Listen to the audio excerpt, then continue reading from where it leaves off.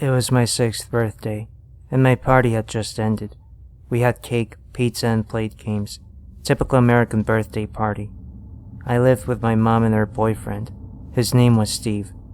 For my birthday, they got me one of those plastic Fisher-Price playsets. The ones that were like 4 feet tall and had a small slide. Small enough to fit in my room. I was extremely excited about this because it was exactly what I wanted, and I was sure it was the greatest invention since sliced bread. The playset was set up right by my door, in front of my bed.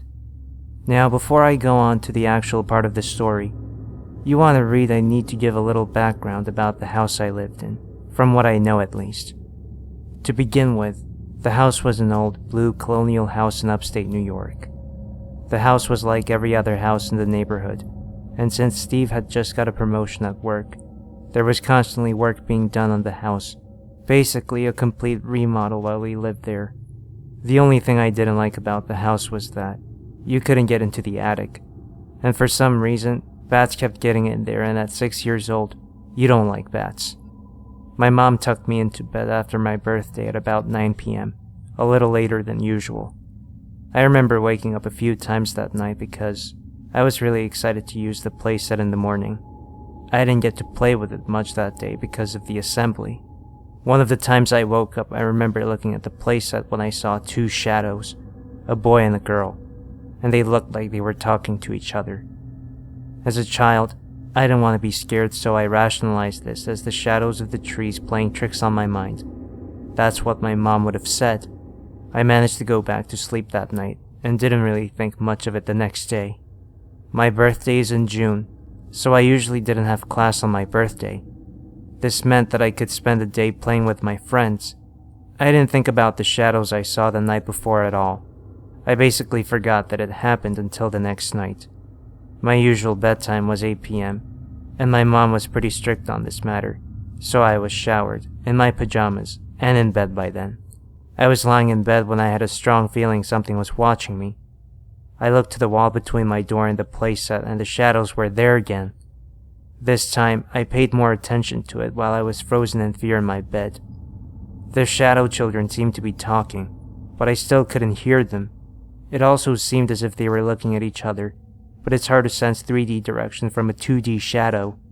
I screamed for my mom, and she ran into my room and turned my light on. At this point, the shadows disappeared. My mom then let me sleep in her bed that night, which she never let me do. She assumed I had a nightmare.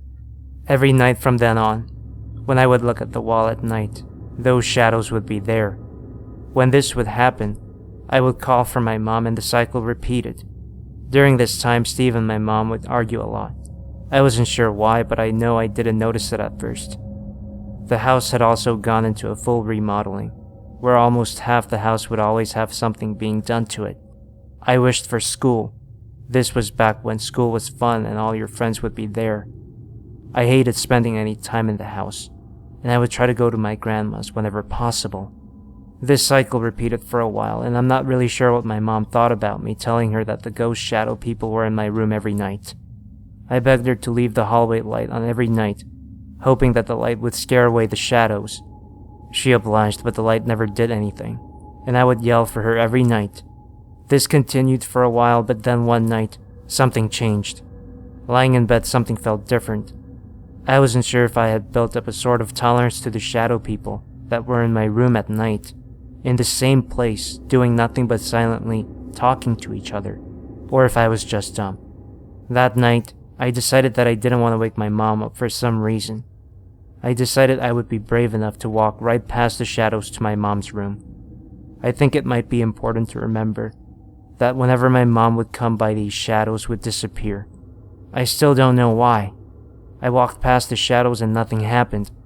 I was then in the hallway with the light right above me, and my mom's room to my left. I remember looking up at the light, and then back to my mom's room, then back to the light. I did this a few times, and then I remember just staring into the light. I'm not sure why, but I was drawn to the light. This is where the story starts to get a little confusing, but I'll try my best to explain to you what I can. This next part of the story will be what I can remember as of today. Then I'll try to fill in some blanks with what my family remembers and could tell me. After looking at the light for some reason, I decided that I didn't want to wake my mom up, which was weird because I never cared before. I went back to bed and the next thing I remember is sitting in the living room watching TV.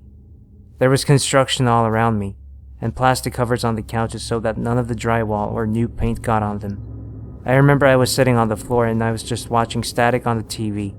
To me, this memory seems like an out-of-body experience. I feel like I was there, but I didn't feel in control. These memories are like a flash to me. I have them, but nothing in between. I only have one memory being in that house. I was in my room looking out of my window down to the driveway. It was nighttime and my mom had asked her friend's mother to come over. Her name was Danielle, but everyone called her Dee. I remember watching her pull up into the driveway and giving my mom a hug. I could hear them for some reason, and this also seemed like an out-of-body experience.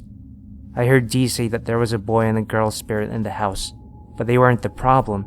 The problem was that there was a dark and evil entity in the house, and that it wanted me. Dee and my mom then proceeded to burn sage in the house. I assumed I went to bed, but when I woke up, I was at my grandma's house and it was 2 months after the light incident. I felt fine when I woke up, and I don't think I even noticed anything different. I often spent the night at my grandma's house. I had my own assumptions about what had happened, but I never really talked to my mom about it until I was 16. When I woke up at my grandma's, my mom had told me that we were moving out of Steve's house, that they were breaking up and that I wouldn't be going back. My mom would get my stuff. As I stated earlier, I talked to my mom about this, in detail, when I was 16. The memories had bothered me for so long and I wanted answers. I told my mom the exact story that is written above. My mom gave me a confused look when I told her about the part with Dee. She told me I wasn't in the house. My mom proceeded to tell me how I became more and more distant as we lived in that house. Then one day, we were eating dinner and I just passed out, head and plate like out of a movie. My mom said I had a high fever and looked ill.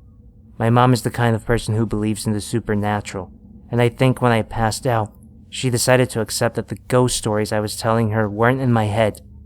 This is when she decided to call Dee, who was known around town as being psychic.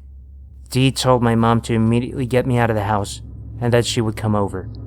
My mom drove me to my grandmother's and went back to the house when Dee showed up. I wasn't in the house, but I was able to recall what Dee had done and said without my mother telling me. My mother also told me that she didn't tell Dee anything about what I had said, just that I said something was here. Since I was sick, my grandma kept a close watch on me that night. My grandma doesn't really believe in ghosts, but when I talked to her about it, she said it was a weird night. She said I was making weird noises, having trouble sleeping and had a high fever, but then it just stopped.